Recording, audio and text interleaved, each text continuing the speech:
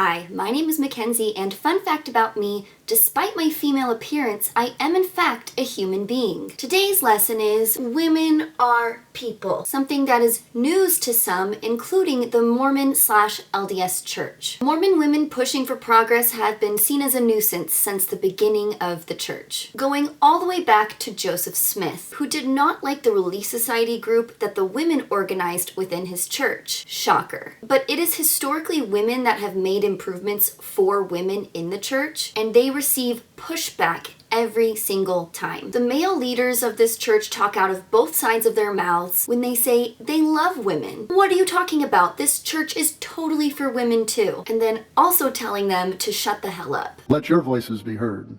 We cannot meet our destiny of the Church of Jesus Christ of Latter-day Saints in preparing this world for the second coming of the Savior of the world without the support and the faith and the strength of the women of this church. We need you.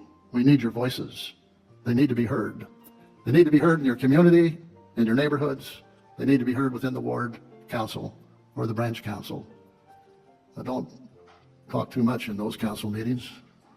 Just straighten the brethren out quickly and move the work on. They love the things women can do for them, but they are not supportive when it does not serve their interests. Take these LDS congregations from San Francisco, who had a long 10-year standing tradition of female leaders sitting in the church stands alongside the men during service. That was abruptly put a stop to for reasons. I'm sure they're really good ones, guys. According to the Salt Lake Tribune, the Utah-based faith has a long-established practice when it comes to worship services, Anderson says. The general pattern includes presiding authorities sitting on the stand along with other women, men, youth, and children based on their invitation to participate in the service. Local leaders, Anderson says, were recently reminded of this practice. The heartbreaking edict Latter-day Saint observers in the region say was handed down to male leaders without any input from the women affected or explanation for the change. There is nothing in the church's general handbook barring female officials from the stand, and many wonder why women are allowed to sit with men in cushy seats on the platform at General Conference, but not at the local level. I'll answer that last question,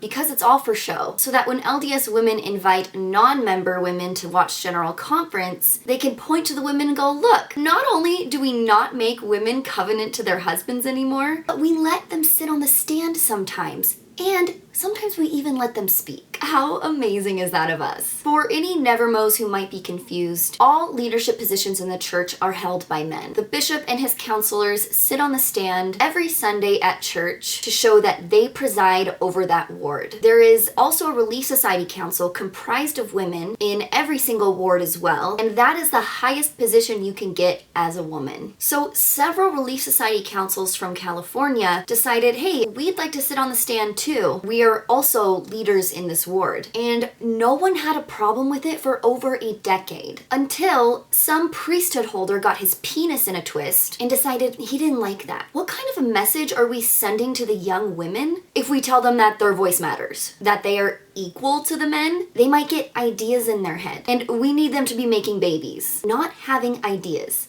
just babies. It doesn't say the name of this area president that made this change, but the spokesperson for the church, Dave Anderson, agrees that he made the right call, even though it's not actually policy. It's just an unspoken rule that women are not as important as men. Every single man in the church is always going to have more authority over any woman because he has the priesthood, aka a super special connection to God that women aren't allowed to have, for reasons. And I'm sure they're really good ones, guys. It was a slap in the face, says Laurel McNeil, a Relief Society president in Sunnyvale. We are good enough for all of this service, but not good enough to sit up there with the men and present a united front. Being on the stand was recognition and acknowledgement of the work that sisters do in the church, she says. It was a visible symbol for young men and adult men too. The women who are upset about the move are all faithful Orthodox women, not rebels or activists, says McNeil, who gave a stack of letters from women to an area authority. It feels like we are being punished for something we we didn't do wrong. The feelings run the gamut from anger to sadness, and they are profound and deep. I think it's interesting that Laurel McNeil needs to clarify that she's not an activist. That is a death sentence in the church. You can literally be excommunicated for speaking up against policy, and it has happened time and time again. So she is terrified of getting called into a disciplinary council, and so she has to walk on eggshells with how she goes about this, which what she's doing is activism, but that is a dirty word and one that can compromise her status in the church. I wonder if this is going to be a big shelf item for her, and if this will open her eyes to how the church has always viewed women. It's nothing new, and I do agree with her that she's doing nothing wrong, but in the church eyes, she is rebelling by disagreeing with a priesthood authority and pushing back on made-up policies that aren't even in the handbook. If you speak out against the church, even if you are a faithful, active member, you're in deep shit. I admire what she's doing, I just don't think it's gonna go well for her. The article says, Bay Area bishops and stake presidents have responded with empathy and taken the time to meet individually with women, Williams says, while there has been no communication with them from headquarters in Utah. Yeah, they're not gonna change it back, because it's headlines now. And if they do allow the sisters to do this, that's gonna be another headline, and then they would have to make that change for every single ward across the world. And that's just way too progressive for them. Eventually they'll come around, I just don't think it's anytime soon. Another article I wanted to talk about is from the Deseret News. The Deseret News is a news organization that is owned and operated by the Mormon Church, and they often post faith-affirming articles that defend the church's actions no matter how atrocious. I tend to avoid reading them because I enjoy being happy, but I came across an article that I believe someone posted on TikTok, and I just knew I had to talk about it. This was written a few months ago in October and is titled, Opinion, the Happiness of Women Can't Be Separated from the Moral Development of Men. The church's organization reflects this. And the URL says, LDS Church Organization Women Not Oppressed. And it's by Megan Kohler. Megan has brought us other hits, such as Teaching Children Religious Truth is Not Indoctrination. Confession is about bringing secrets to light, not keeping them hidden. And Perspective, is self-care culture toxic? Which are definitely opinions someone can have. I think more of the Deseret News' articles should have the title opinion next to it, as they are so flagrantly dishonest and put out so much church propaganda, but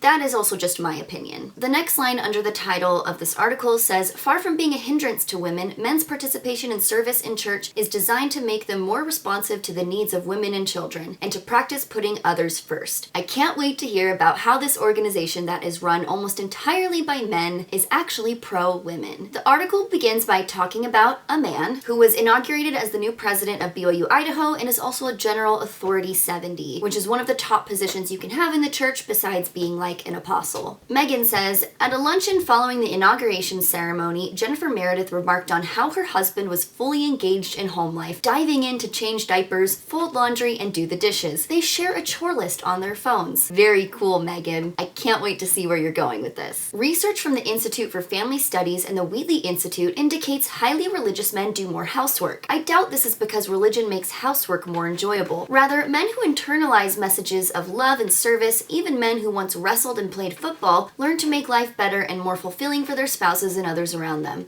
Cleaning your house isn't service. When I clean my room or clean out my cat's shit from the litter box, I'm not doing a service to myself. I live here. Husband and wife usually lives in the same home. Him cleaning up after himself is not service to his wife. Thank you. So she's saying here it's okay that women have no power in the church because sometimes the men do their own dishes. Excellent point. Let's keep reading. She says, last year I wrote about how media accusations that my church oppresses women were the opposite of my own experience. And she then links her article she wrote titled, The Church Was My Escape from Misogyny and Violence. In this article, she talks about how horrific and abusive her childhood was at the hands of both her parents and other gross men in her life, and then says when she met two missionaries from the church, she was impressed because they didn't attempt to SA her. The bar, Megan. The bar? It's down here. She says, one of the first things that drew my interest in the church was that not a single missionary made any attempt to engage with me on a sexual level. Not assaulting someone or not sexualizing a child does not make a man exemplary. That is the bare minimum ask. It is very sad that this was not normal for her, but this is not the win for the church that you think it is. Hey guys, at our church, we teach our missionaries not to rape people. That's why we're the true church. Attending church was my first experience where trustworthy males were the norm. It was an earth-shattering revelation to me that you could have a culture where men act like that consistently. Really? We're gonna go with the whole "it didn't happen to me, so it couldn't have happened to anyone else" argument? What? She is dismissing every single Mormon woman who has been a victim of a Mormon man. But because that was not her singular experience, didn't happen. All the adult males in the church treated me like a daughter, a cherished one, something that my own father had failed to do. Joseph Smith also treated his teenage members like daughters, and then he married them. I'm already disgusted at the church's narrative that if you are a priesthood holder, that you are automatically trustworthy, because that's literally how grooming and abuse starts. As a woman in the church, you're just taught to trust all the men around you because they go to church, so they must be a good guy. I am happy that you had a good experience, but that doesn't mean that's everyone else's experience.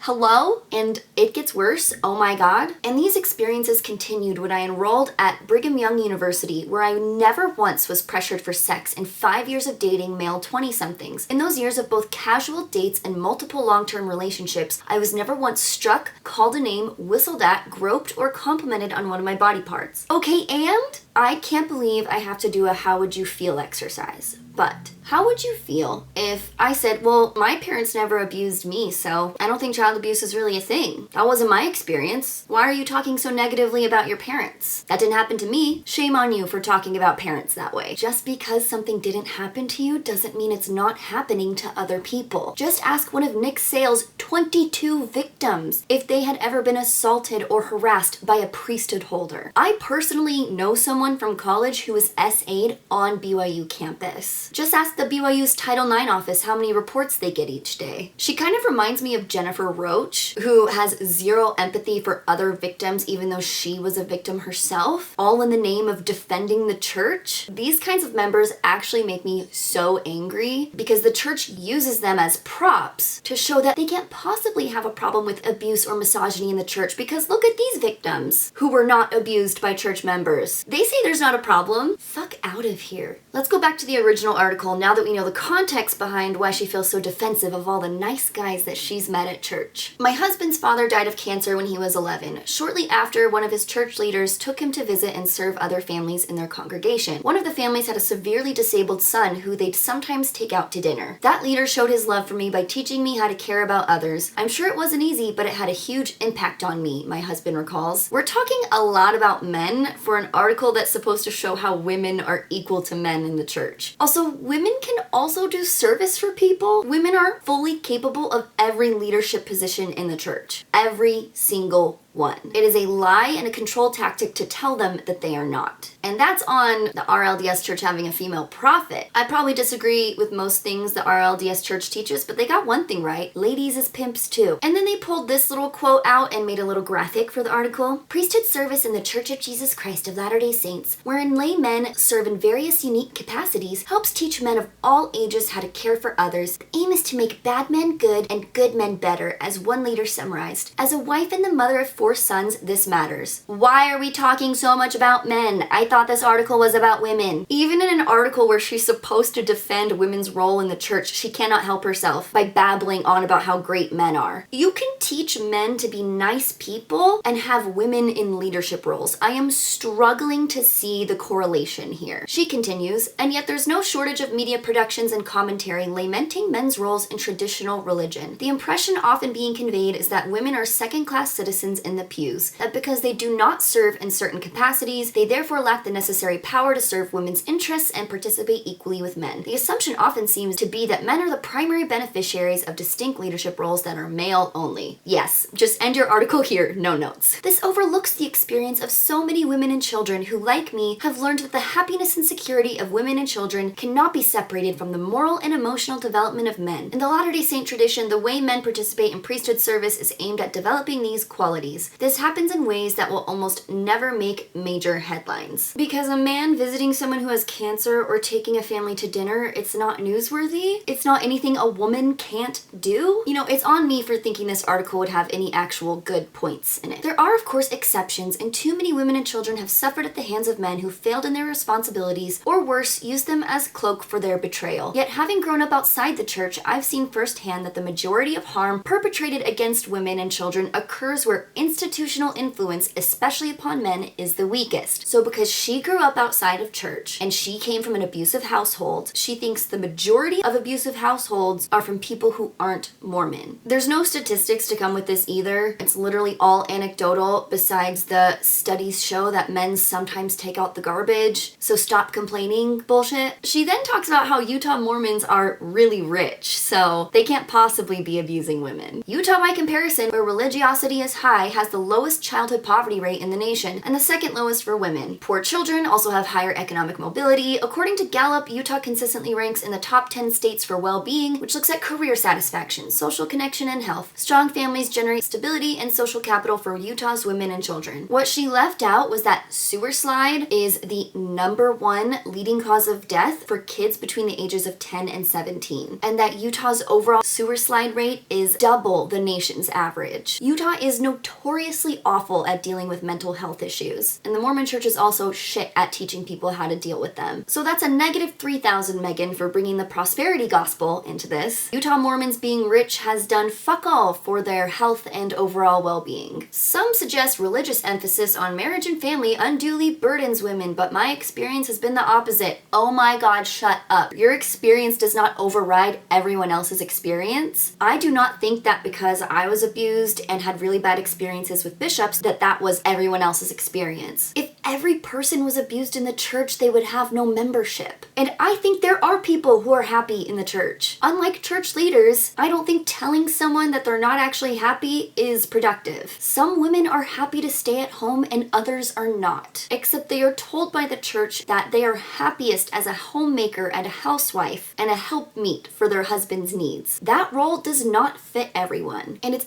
absolutely how abuse starts in a home and how women get trapped into these relationships. My husband doesn't abuse me does not help other women that are currently being hurt by their husbands. She then spouts some more statistics about how married women with kids are happier than unmarried women with kids, and I really could not give less of a shit. Some women are happier without kids, and that's okay. Forcing women to be mothers is insane, considering we do not put that same pressure on men. Towards the end of her article, she says, but what if instead of vaunting and elevating men above Latter-day Saint women, male-specific priesthood responsibilities in the church are ordered toward forming men who are meek, responsible, selfless, and committed? And what if that's what everyday women and children around the world too often find missing in their homes? So she's implying that women don't need the priesthood because they already have these qualities that men don't have unless they receive the priesthood. And there is a sort of rumored doctrine that goes around in the church that women are actually more righteous than men, while men need all the help they can get. And that's part of why they need the priesthood. And that's also why we need polygamy in heaven, because there's going to be more worthy women than men. I'm not kidding. It's a thing.